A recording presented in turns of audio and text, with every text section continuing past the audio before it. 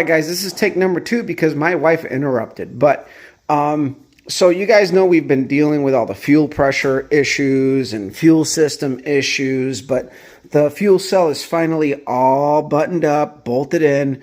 Our sending unit seems to be of an unknown ohmage, so I have to figure that out because my fuel gauge is pegged on full and we might be at like half. So I'm thinking that this is like my buddy's a Mopar guy. This might be like a Mopar sending unit. I might have to get a different fuel gauge, but you know what? Painters stick in there and you mark where it's full and you just check it and you keep it good and that's fine. Big proud moment is this is the first time this car has ever had a new exhaust in over 17 years. I'm trying to stay clean because I already fucking showered, but check that out.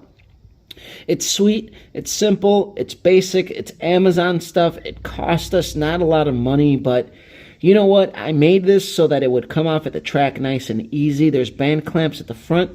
The band clamps are welded to the mid pipes. We have about 18 inches of extension coming out of the headers, which when we run them open, we run the extensions. And then, as you can see, I'm using the old holes for the seat belts in the rear, which we don't have, to bolt the exhaust. So behind that hanger, there's actually another nut with a lock washer, all ugga-dugga down with an impact so that we can easily remove our exhaust at the track without any issues. And we don't have to run cutouts. So, as you can see, we have all of the garden hose fittings going to our regulator, and we're trying to hit the track this weekend and run pro as a glorified test and tune because it almost costs about the same to get into a class as it does a test and tune. But I'm still iffy about the regulator. But I will say that with the voltage now, after changing the alternator with the spinny dinny pulley on there, it's a lot happier. And then I have to thank my buddy JJ for sending me this custom-made pulley that a friend of ours, James, made. And this is for a non-AC, I believe, but it's only one groove, and they custom made this. So this is a pretty cool piece. I still owe JJ money for it, by the way. JJ's like my loan shark when it comes to parts, and I have to literally love him for that. I've always paid up, but he just shipped this out to me. He knew I needed it. We're trying to race this weekend. I just got back from vacation, and we're really trying to make things work because it's been kind of rough between vacation and all that stuff, and you know, just finding the time to get things figured out has been rough the last few weeks between the last race. And, you know, after the last race, we got our stuff, we put it in, we had issues, and vacation came up. It's just been, it's not been necessarily a question of, it's just been time. Now, the Holly regulator that I ordered kind of came in with a spring for the initial ball check on the inlet hanging out, and we kind of fixed that. And the regulator seems to be working okay now that we have proper voltage, but my machinist hooked me up with this Aeromotive regulator, but it's got a -10 entry point.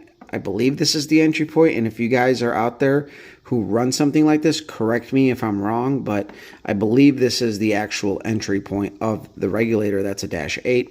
And then this would be the bypass or the return, which we're not running because our fuel system already has a built-in bypass at the pump.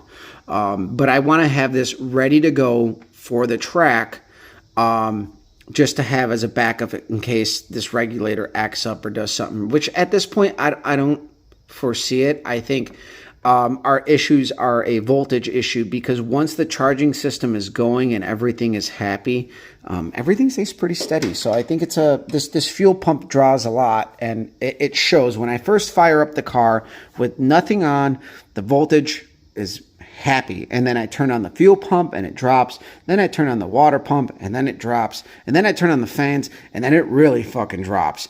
And unless I have RPMs charging, then you know it's going to be down to like 12.5, maybe 13.0 at best. So you know, one thing leads to another. Fucking stupid 80s fucking song that I could literally quote right now, but you know what, we're kind of ready.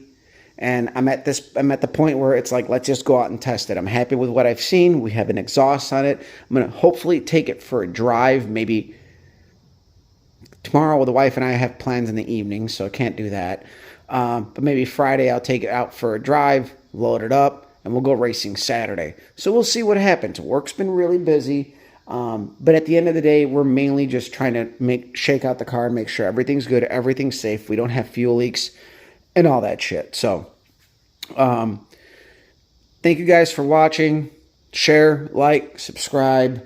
Do me a big favor. Go over to Twin J Racing. Hit the like and subscribe button. He is posting a lot of cool stuff. And if you guys remember, we did Project Enron together. JJ and I go back, and we've been good friends for quite a while. And he's my parts pimp. He hooks me up. And, like my loan shark. But anyway, I'll cut this video short, and I'm going to add a clip of the exhaust, probably at the beginning, to catch your attention. So share, like, subscribe, follow me on Instagram. And if not, well, then go rub one out and do something with your life.